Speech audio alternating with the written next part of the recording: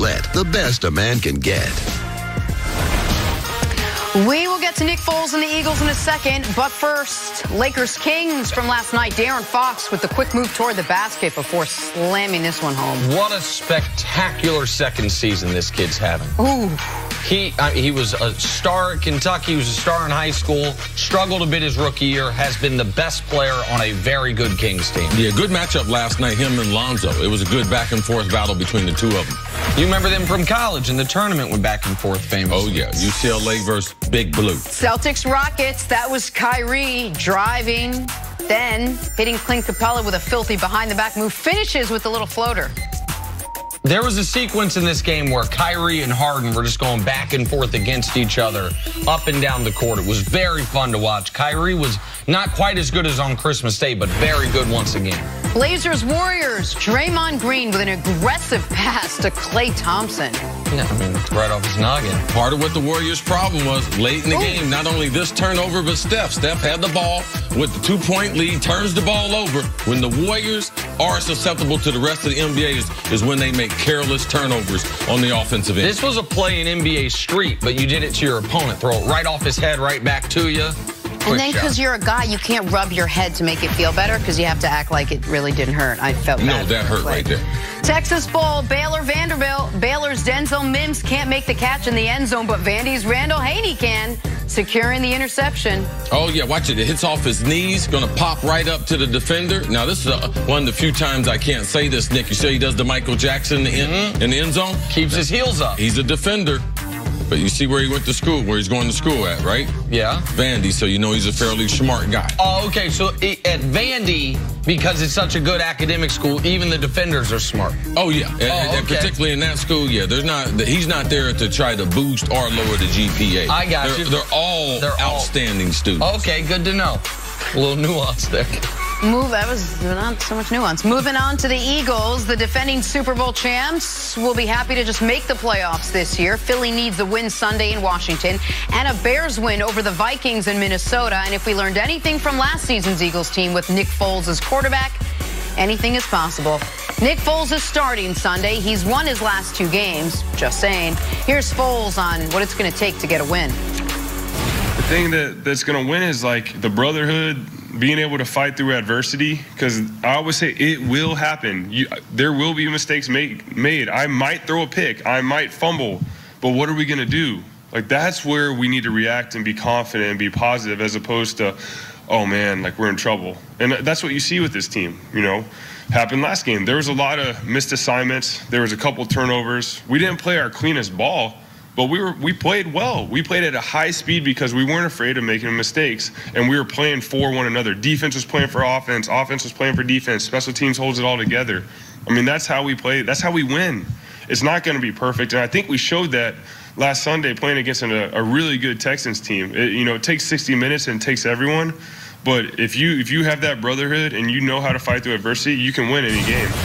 Nick Foles is a great soundbite. There are very few press conferences where you walk away saying, oh, I don't really catch on to what he was saying. He knows how to rally this team. But do the Eagles really have a shot? Can they win this game this weekend? I think for television, and people would love to, people want to see a great story. Last year, it was a great story, but we forgot some of the parts about it. They were the best team in the NFC.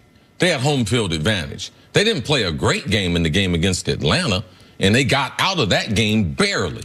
And then that's when they played 8 great quarters of football. That started against Minnesota and continued on to the Super Bowl. So where they are now compared to, because they were the best and they got the bye week. So now we have to bake a lot of things into, oh, can they do this again? It's totally different. Now, I believe that there's 3 superior teams in the NFC, that being New Orleans, the Rams, and I believe the Chicago Bears. Are they legitimate? Do I believe that they can make it into that divisional round? No, I don't think so, because they're going to have to go on the road.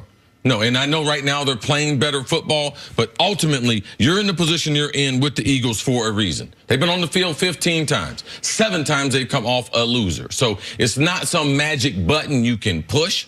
As you can see in the last couple games, those games could have gone either way. So legitimate to me is winning in the divisional round. Can they go on the road and be able to beat one of those teams? And I don't think that to me is legitimate, and I don't think the Eagles are legitimate. So, but you think they could theoretically win that first round game against the Bears? Well, all those teams are equal. You got the Vikings, Seahawks, Cowboys, and all those teams to me are lumped into one basket. No, agree. But if the Eagles, if they get in, you ask, can they win? You don't mean this weekend. No, you I mean mean, if can they get into the playoffs? Because I think most of us expect them to beat Josh Johnson and Washington this weekend. And if they get in, they would be playing Chicago. They'd be playing Chicago in that opening round because they're the 6th seed. It'd be either be playing Chicago or technically they could play the Rams. Could they beat Chicago? I think Chicago's the second best team in the NFC right now. If you tell me the Saints aren't going to make the Super Bowl, pick a team from the NFC, Chicago would be my pick. I think Chicago's excellent. I think it's going to be hard for any team to go into Soldier Field and beat that defense.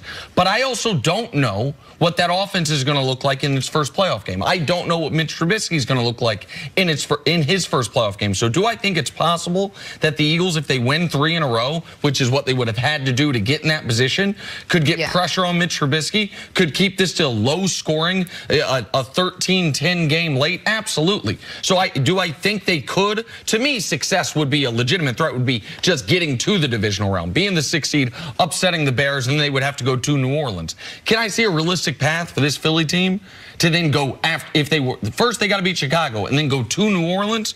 No, I don't think they're going to do that. Yesterday, the premise of what the Foles versus Wentz thing was assuming things that nobody thinks are going to happen, which is that they win 3 consecutive road playoff games. It's going to be hard for them to win 1 road playoff game, much less the 3 they would need to get to the Super Bowl. Their path is, because they're not the 1 seed, they don't have a bye, and they don't have home field. Their path is going to be as hard of a path as you can get. And by the way, there was a brief time in the late 2000s, I guess, where wildcard teams made the Super Bowl a bunch. The last wildcard team to make a Super Bowl was the Packers championship team with Aaron Rodgers in 2010. So it's been a long time since a team has taken the path the Eagles would have to take to the Super Bowl. Obviously, we've seen some wildcard teams upset some teams, but I don't think they can go to the Bears and then to the Saints and win both those games. Take Nick Foles out of it. How much better was last year's Eagles team heading into Week 17 than this year's Eagles team? Significantly better. Significantly better as far as the confidence we had in the 7-man rotation, the amount of time or lack of time you were going to have to throw the football. Their offensive line, Jason Peters, their best offensive lineman, out.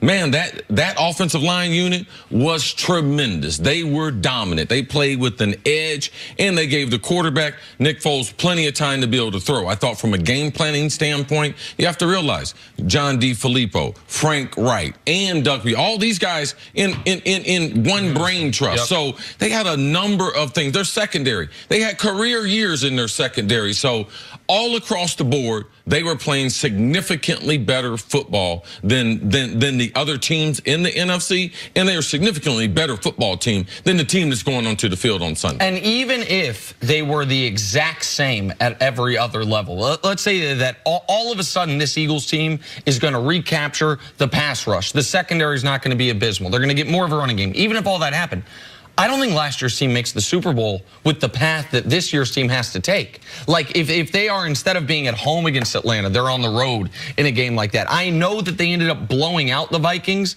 in the NFC Championship game we were at, but see, that crowd carried them early. When it looked like the Vikings scored a touchdown to go up 7, were driving again, and then a Case Keenum pick 6, and the stadium erupted, and they seemed to ride that wave the rest of the game. So even if this team can recapture its pass rush, secondary can play better, all those things, the path is so much more difficult this year. And the point I was making was, it's not just the quarterback. It's not just, oh, Nick Foles is there, it's going to happen again. This is a significantly different team, for the most part, talent-wise, than you had last year. It's significant. It's different in how they attack people. It's different how they have responded. But the truth of the matter is, Nick talked about Mitch Trubisky and the Chicago offense. You don't know if the Philadelphia gets into the offense. You don't know which Nick Foles is going to show up to the game. No, so you don't know which Nick Foles is going to show up at Washington. Now, they are so much better than Washington as far from all across the board. They should win that game. But the first game of the playoff, anyone who says, I know how Nick Foles is going to play, is flat lying. So So if Carson Wentz was in there and the team was trending up, I would have far more confidence because the quarterback play would be far more predictable of what's going to happen. All right, time now for Nick's Fantasy Update, sponsored by DraftKings. DraftKings is the leader in 1 week fantasy football, and this weekend it's your last chance to get in on the action during the regular season. This Sunday, DraftKings has a $1 million NFL contest that you can play for free. There's still time to play. Download the DraftKings app today, and don't forget to use the promo code FS1 to play free for your share of $1 million. DraftKings, the game inside the game. All right, Nick, who is your sleeper pick for this Sunday's contest? All right, so sleeper pick means someone you can get relatively cheaply you think is going to produce. I'm going to go with a guy who just got a new contract, a guy who I think is going to be used a ton this weekend. That's Kansas City Chiefs running back Damian Williams. He had 100 yards rushing last week, and the week before he had over 100 yards from scrimmage. He was a pending free agent. They just gave him 2 years, $8 million. I think they're going to use him a ton to try to keep Pat Mahomes as limited vulnerability as possible in this game. He's only $5,100 DraftKings dollars against a terrible Raiders defense. So Damian Williams, I think, is good value if you're going to play in that week $17 million. Also a 3-down threat. He can play out a backfield, third down, look for him to get some receptions to be able to add to his overall value. Damian Williams it is. All right, got to take a break. Coming up, can Kirk Cousins carry the Vikings into the playoffs? That's next on First Things First.